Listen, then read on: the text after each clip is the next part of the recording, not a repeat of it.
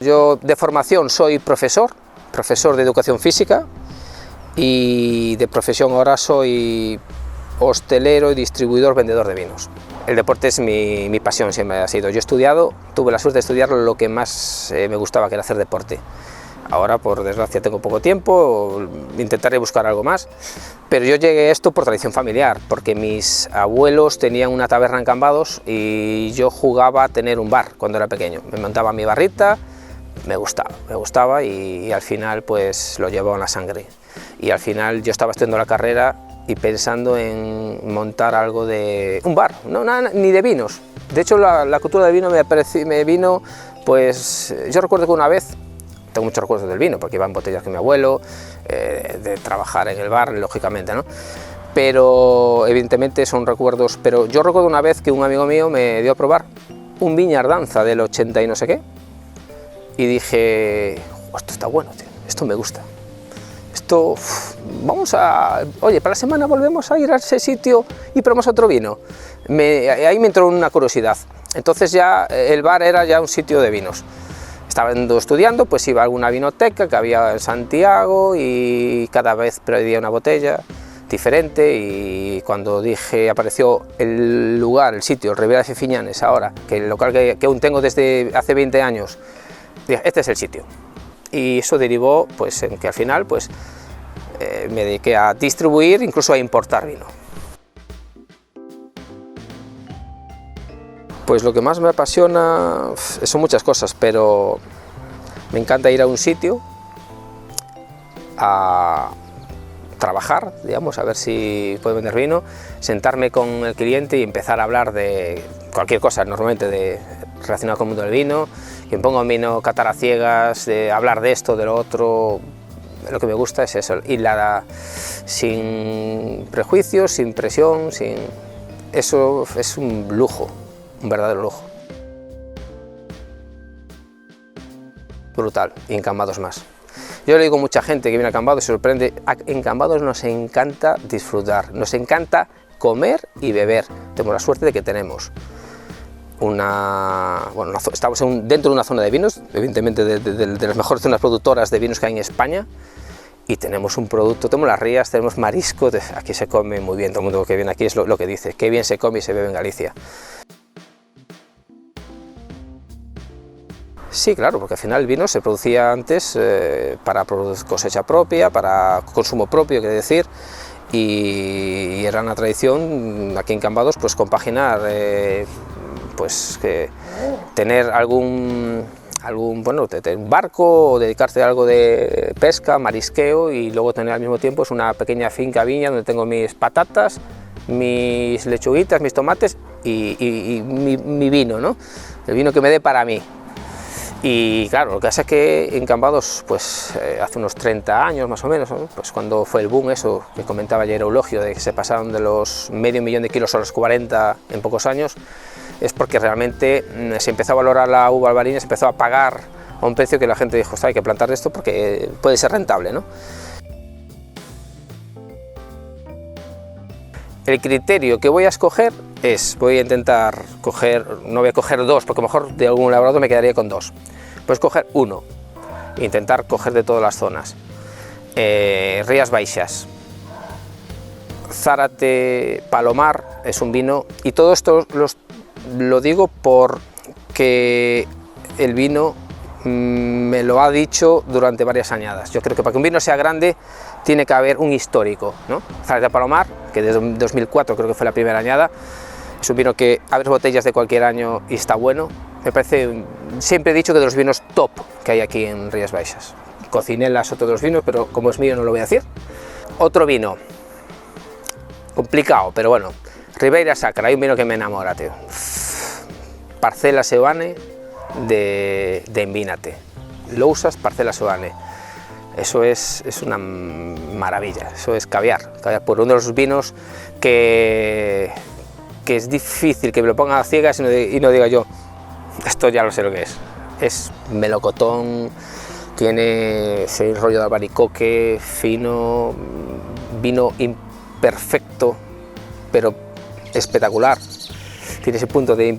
Los vinos de Envínate en general son eso, son unos vinos un poco más canallas que otros, no son vinos tan, ¿sabes? Y eso otro vino seguro. Diré, José Luis Mateo hay que ponerle un vino, siempre. Tiene muchos vinos, pero el recuerdo que tengo de un Berrande, de un Lagar de Gros, vinos que incluso ahora es difícil, eso es decir, oh, esto es Borgoña, es Galicia, qué delicadeza. Me quedaría con que esos vinos ya no se consiguen, pero un vino de Mateo de ese perfil, un Berrande, si lo encontrara por ahí me moriría por comprarme una botella. Otro vino, pues mira, de Luis Sancho en Ribeiro hay que quedarse con un vino. Y ahí lo tengo difícil porque los Escolma blanco, he abierto botellas espectaculares, pero yo recuerdo una botella de un Torna Dos Pasas, su básico tinto, no tiene uno incluso más entrada de gama, no el Escolma, sino el Torna, Cañolongo, Sousón, Brancellao, vino que vale económico, menos de 20 euros, 15 euros en una tienda, 2000, añada 2000, abrir la botella con un grupo de gente de vino y todos Ródano, norte de Corrotí, ese bacon, ese ahumado, esa mora, aceituna negra, convencidos, esto es un gran vino de un grande, esto puede ser Jamet, puede ser un... no, es Luis Sancho en el Ribeiro. Y me quedaría un vino, pues...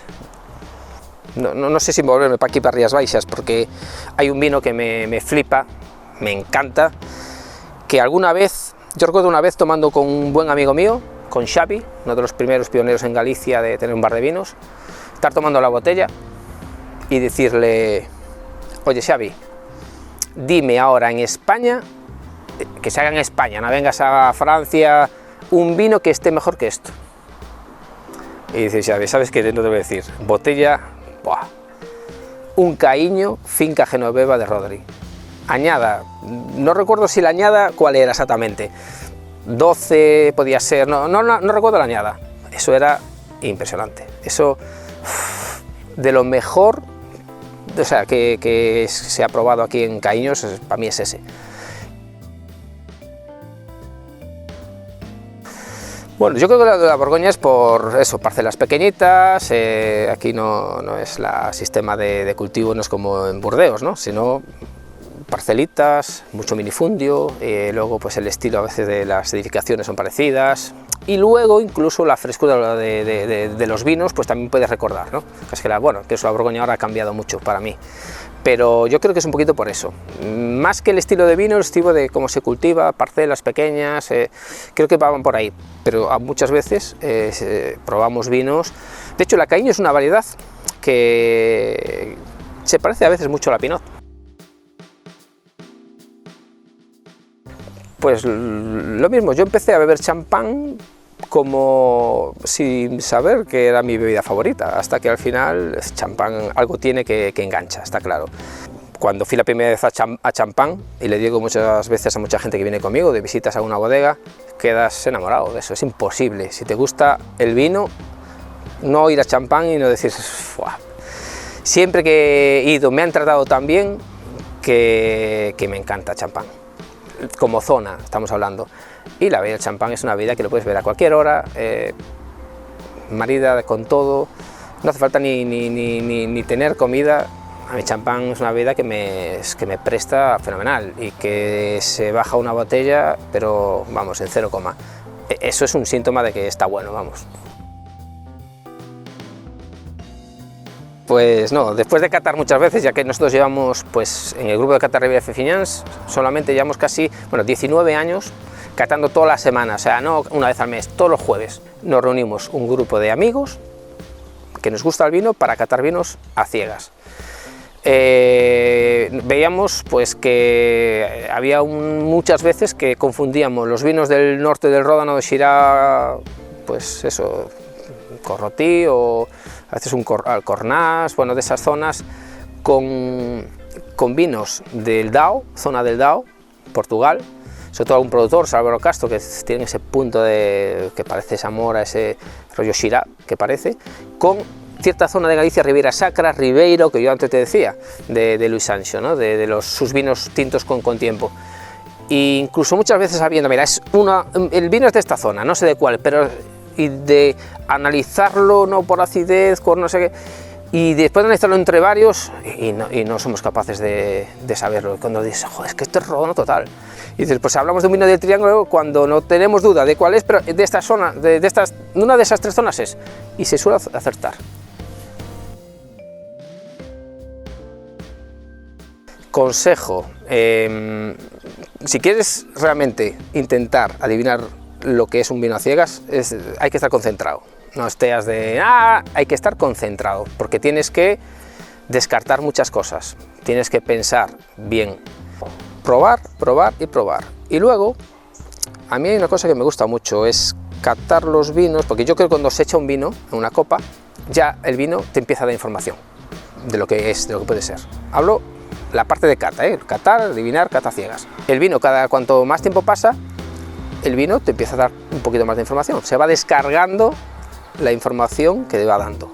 Yo muchas veces cojo los vinos, me gusta catar en copa vacía, cambio, y la copa vacía la dejo ahí un minuto, vuelvo y a mí eso me da, es como si el vino se abriera mucho más rápido. Es un consejo para gente que cata.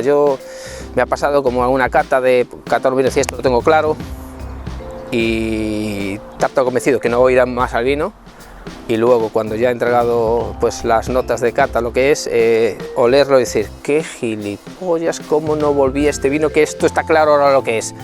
Claro, el vino me estaba dando más información ahora que al principio. Es una forma de acelerar. Truquito, porque en las catas a veces hay 10 minutos para catar un vino, que viene otro. Pero bueno, luego es catar y asociar con lo que has catado. Es difícil, casi imposible acertar algo que no has probado. Alguna vez pasa, pero bueno, casualidad. Hay que probar vinos.